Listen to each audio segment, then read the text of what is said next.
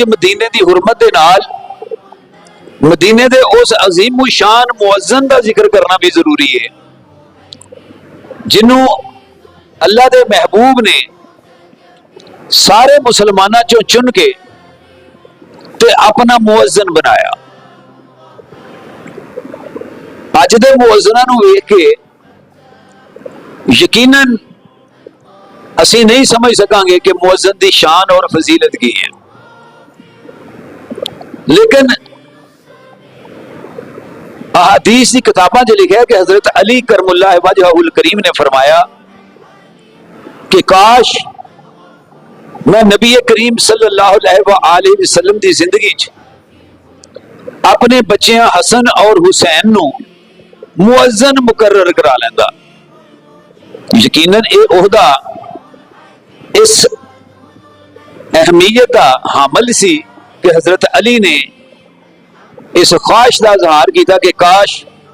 میں امام حسن اور امام حسین نو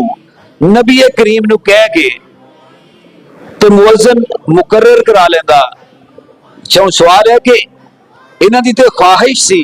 کہ میں مقرر کرا لیندا، لیکن کتنی اعلیٰ قسمت ہے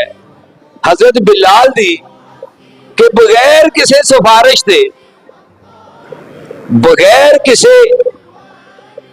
دنیاوی اثر و رسوخ دے، اللہ دے نبی نے، اللہ دے محبوب نے حضرت بلال نو مؤذن بنایا۔ تے مسجد نبوی دا مؤذن پوری کائنات دی او خوش قسمت ترین مسجد، جس مسجد دے متعلق نبی کریم نے فرمایا کہ میرے حجرے تو لے کے تے ممبر تک جڑی جگہ ہے یہ ریاض الجنہ ہے، جنت دے باغاں چوں ایک باغ ہے۔ اس مسجد دا مؤذن جدوں کہ نبی کریم صلی اللہ علیہ وآلہ وسلم سامنے ہوندے ہون گے تو بلال نو اے رتبہ